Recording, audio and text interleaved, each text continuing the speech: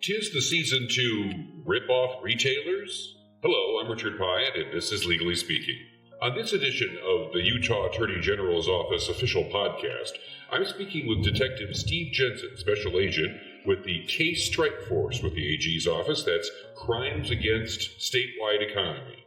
In late November and early December, Case and a team of law enforcement officers arrested more than 24 people ripping off merchandise from retailers. Steve, thanks for joining us to tell us more about Operation Holiday Steal. Thanks, Rich. Good to be here. Yep. So you were just, while we were preparing for this podcast, you were just talking to one of your coworkers about another theft ring that was happening in Ogden. How common is retail theft right now in general in Utah? Retail theft's real common right now. I've got a couple cases going. I mean, we can't keep up because the cases blow up. We don't stop just at the bottom. We try to climb that chain.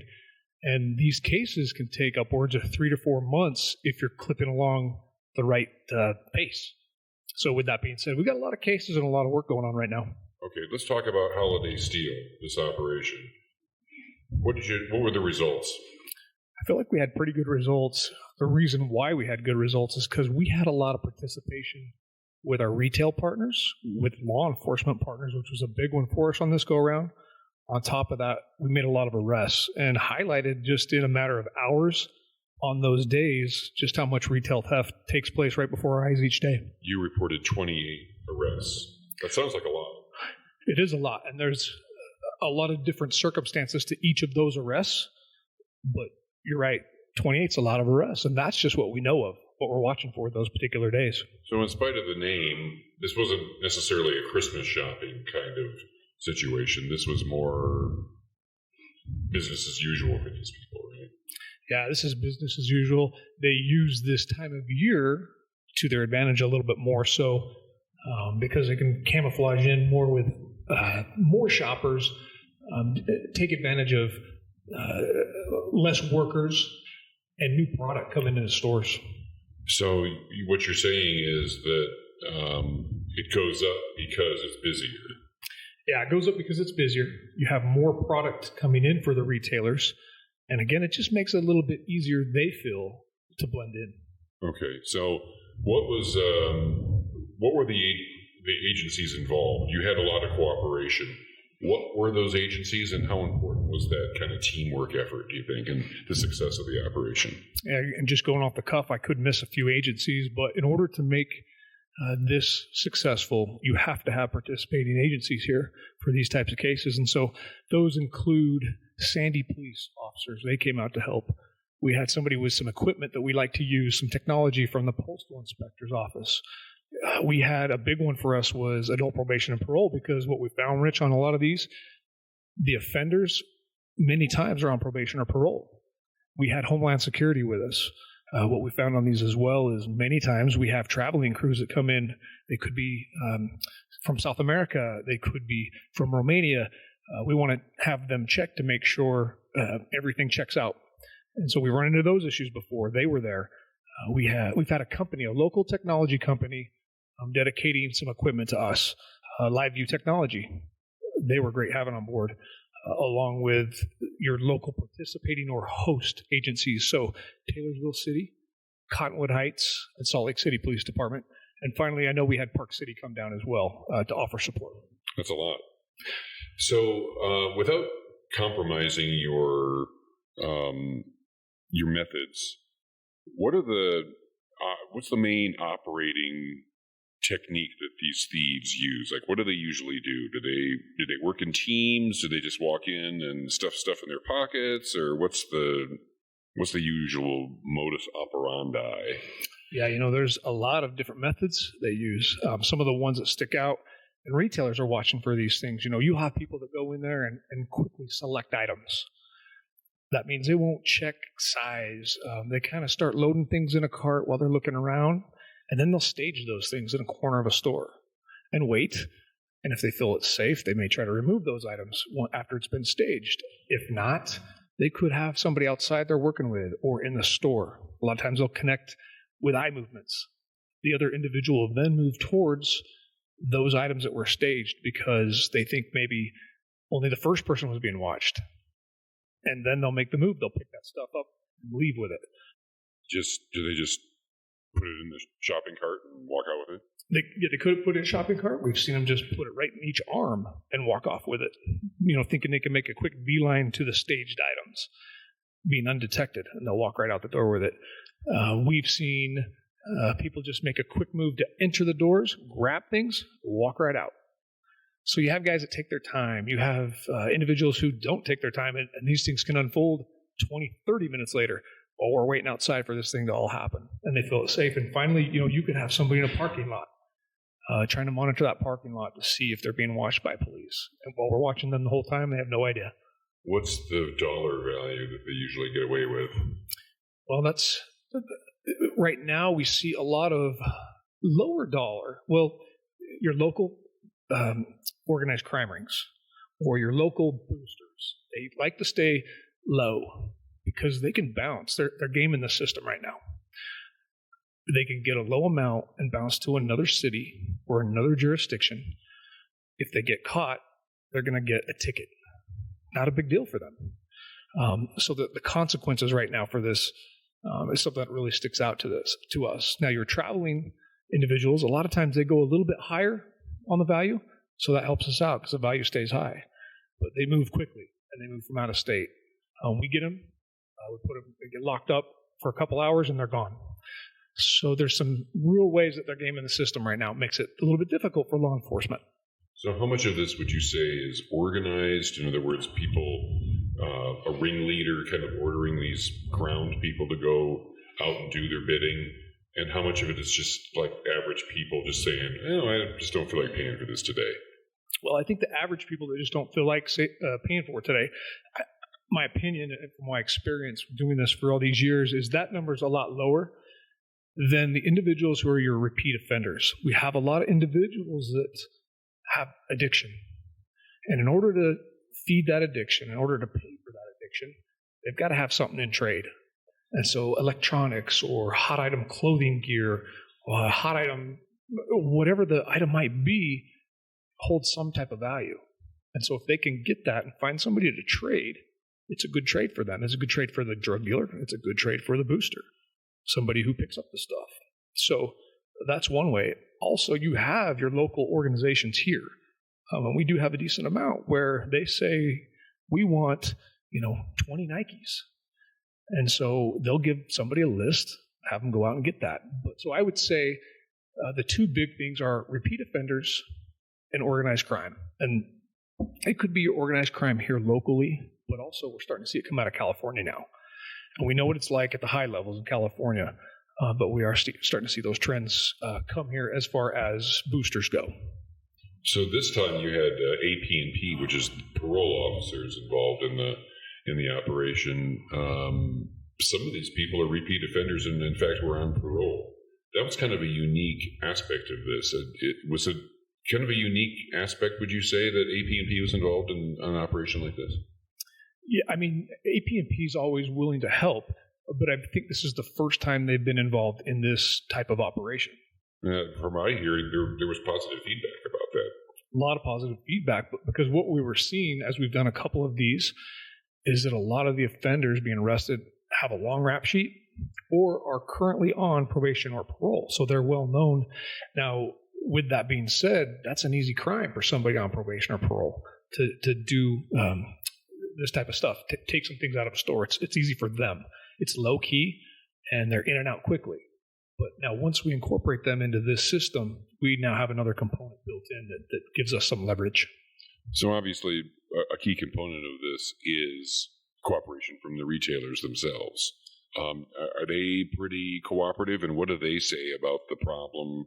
What do they tell you about how bad the problem's gotten, and emphasizing to you that something needs to be done?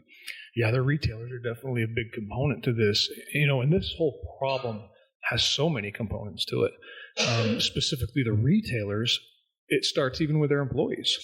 These guys, the employees go to work every day, and they have to watch this stuff walk right out the door. They're there to earn a paycheck. But just to see this walk out the door, some of them, not all of them, but some of them have been told that's as much action as you take as you're using your eyes, and that's it. So some of them can't stop people. That's frustrating. So retailer having that cooperation is a big thing. There are still some retailers that want, certain thresholds that make it difficult for law enforcement sometimes until they kind of get with the program here. But by and large, they're losing a lot of money and a lot of product. So we focused on stores like Home Depot, Ross Dress for Less, Target, Home Goods, TJ Maxx.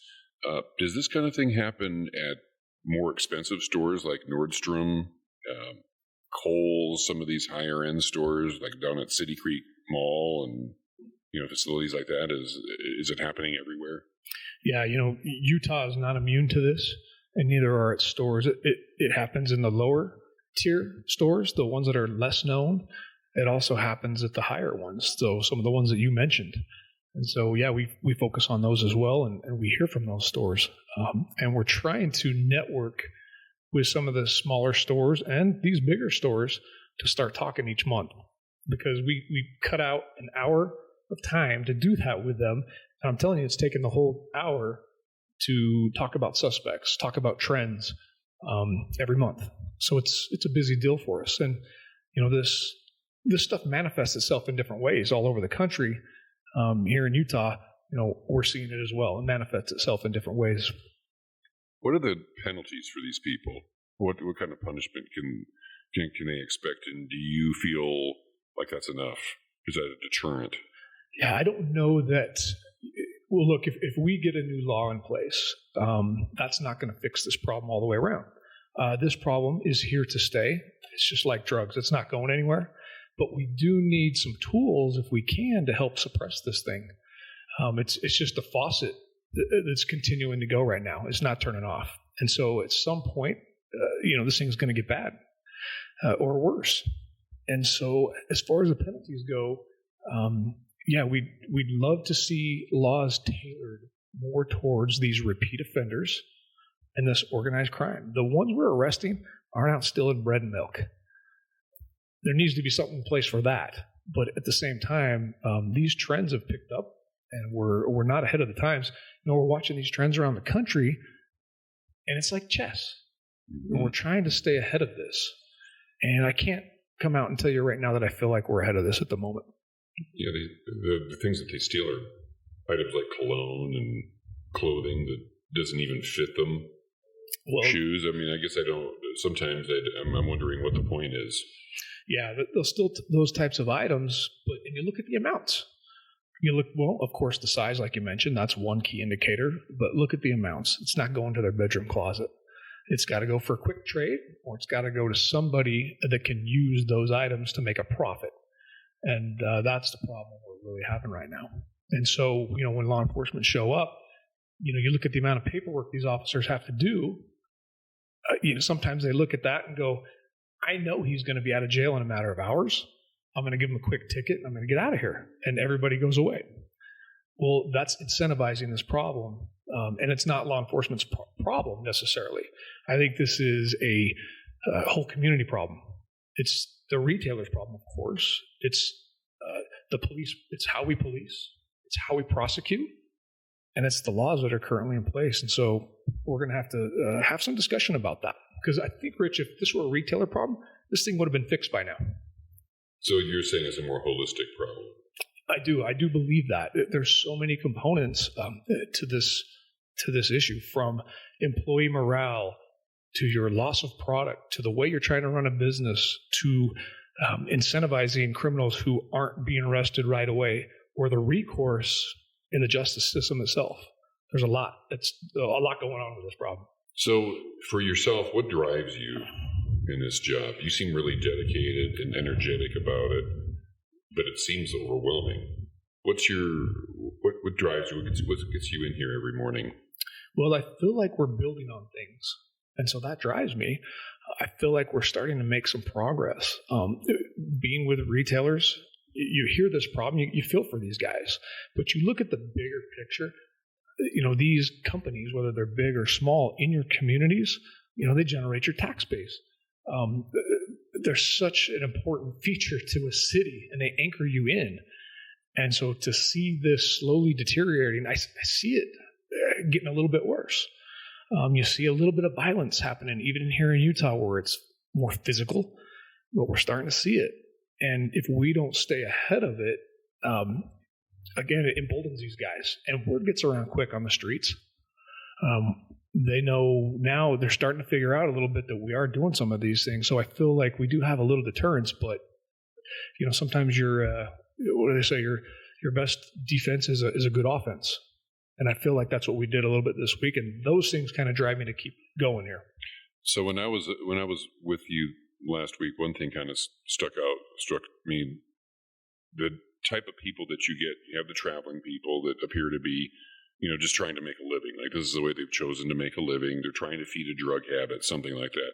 But then you had a couple of young girls in there that were what you call skip scanning. They seemed like a little bit apart from the typical people that you were seeing in the rest of the blitz. Am I correct in assuming that, or what was their story, and how do they kind of fit in that? Explain that skip scanning also. Yeah, there's a different array of criminal activity that's taken place with our retailers. So it's not necessarily just the physical product. You have fraud that takes place. You have skip scanning, where people are trying to save money, but they're still jipping the store off. So with skip scanning, you go in there and scan, and you'll see articles about self-checkout. Some stores are reevaluating this whole self-checkout deal. And they're saying, you know what, we're losing a lot of money because of skip scanning. So they're thinking about taking this stuff out. It's convenient for us, but again, this whole problem with organized crime is changing the way you and I shop. These girls probably didn't just start with skip scanning. That's a little bit higher up the chain. And so it's a good starter crime for them to do, but it leads into bigger things. If they get away with it there, they're going to get away with higher price things as well, and they're going to become more emboldened as well. So we try to deal with all of that, and not just your organized stuff or your repeat offenders on these blitzes. And they happened to surface that night, and we dealt with them. Okay. Was there anything about the operation or about organized retail theft or about retail theft that you'd like to point out before we close? Well, I think I would just go back to understanding that this is indeed a problem that we do want to get ahead of. And again, it's not a problem that's going to go away anytime soon. And we want to make sure that all the businesses know that we are here to help them if they want to reach out. More than happy to talk to them and set some of these things up. But we also want to invite them to, our what's called UTORCA, which is the Utah Organized Retail Crime meeting that we have each month, where we can communicate with them, see what their needs are, see how we can help them out, and also see what trends they're looking at. Because these things are going to affect the way you and I shop. It's going to affect your pocketbook, but it affects the way we shop. Inconvenience you to wait on somebody to go get you some razor blades. Mm-hmm. It affects employee morale, which in turn affect your cities and your tax base and all the things that we stand for in this country. So we want to stay on top of it. Right. Okay. Well, I feel good that you and the Case Strike Force are on the job and helping combat the problem. Thanks for joining me today, Steve. Thanks for the support, Rich. Okay. That's it for this edition of Legally Speaking. I'm Richard Piatt. Talk to you next time.